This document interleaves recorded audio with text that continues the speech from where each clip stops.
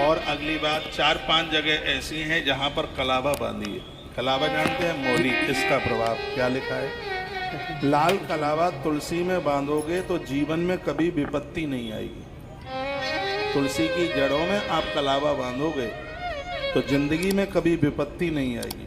पूजा करते समय देवताओं को आप कलावा बांधोगे तो मूर्तियां खंडित नहीं होंगी। हम लोग पूजा करते हैं अपने भगवान की, इन बच्चों को पता है, तो भगवान को नहला करके उसमें कलावा बांधते हैं। ये रक्षा सूत्र है, इसकी बड़ी महिमा है। पूजा में देवताओं को कलावा बांधोगे, मूर्तियां खंडित नहीं होंगी और अपना कोई अंग निस्तेज नहीं होगा। सीधी सी बात कह दूं, पैरालाइसिस जैसी भयंकर बीमारियां नहीं बढ़ेंगी। ये कलावा का प्रभाव है। पीपल में कलावा आप बांधोगे तो पितृ बाधाएं समाप्त हो जाएंगी।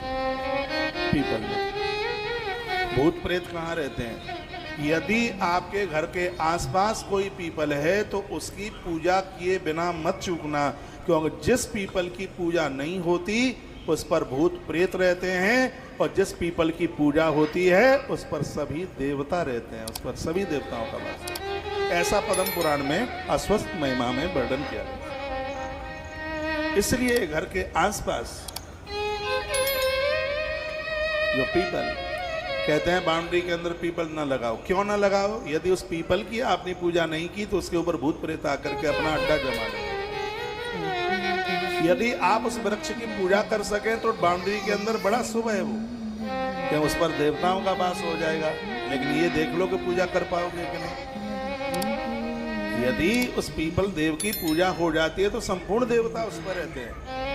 यदि पीपल की पूजा नहीं हुई तो उसके ऊपर भूत प्रेतों का वास होता है। ऐसा ग्रंथों में वर्णन है, ऐसा लिखा है।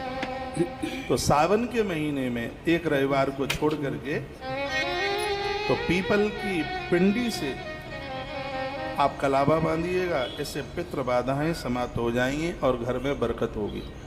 घर के लोगों को गलत स्वप्न नहीं आएंगे, घर में समृद्धि बढ़ेगी, अकाल मौतें नहीं होंगी। ये पीपल देवता की महिमा है। समी के वृक्ष पर यदि कलावा बांधा जाए तो राहु और केतु की दशा समाप्त हो जाती है, परेशान नहीं करती। समी का पेड़, समी के वृक्ष के तने में यदि कलावा बांधा जाए तो राहु और केतु का जो प्रकोप है वो शांत होता है। राहु क्या करता है? राहु धन का नाश करता है और केतु क्या करता है? केतु एक्सीडेंट करा देता है, दुर्घटना, यहां तक प्राण ले लेता है केतु। तो कितनी सुंदर बात कही गई है। आप समी के पेड़ के तने पर आप कलावा बांधेंगे तो एक तो धन का नाश नहीं होगा और एक एक्सीडेंट नहीं होंगे, दुर्घटनाएं नहीं घटेंगी। बोलो कैसी बात रही है? ये सीधे से समाधान है और इस सावन के महीने में बड़े प्रभावी होते हैं। बहुत लोग चलते चलते गिर जाते हैं, खड़े खड़े गिर जाते हैं, बाजू टूट गई, पाँव में फ्रैक्चर हो गया। तो ऐसी दुर्घटनाओं से बचने के लिए मैं कितनी बार कहता हूँ, समी का पत्ता महादेव पर चढ़ाते हो तो एक्सीडेंट से बच जाते हो और समी का पत्ता गणेश पर चढ़ाते हो तो धनवान हो जाते हो। ये समी की महिमा है। कर्जा मुक्त हो जाता है गणेश के ऊपर समी चढ़ाने से। अकाल मौत टल जाती है समी का पत्ता महादेव के ऊपर चढ़ाने से। कितना कलावा चढ़ाएं? जितनी आपके शरीर की लंबाई है। ऐसा नहीं कलावा ऊपर से नीचे नापें। पहले कोई एक रस्सी ले लीजिए, उससे नाप लीजिए कितना है, तो उसके बाद में उतना कलावा तोड़ लीजिए और उसको उसकी पिंडी से बांध दीजिए, तने से बांध दीजिए। तो समी के वृक्ष पर यदि कलावा आप बांधेंगे तो राहु प्रसन्न होगा, धन का नाश नहीं होगा, और केतु प्रसन्न होगा तो एक्सीडेंट नहीं होंगे, दुर्घटनाएं नहीं घटेंगी।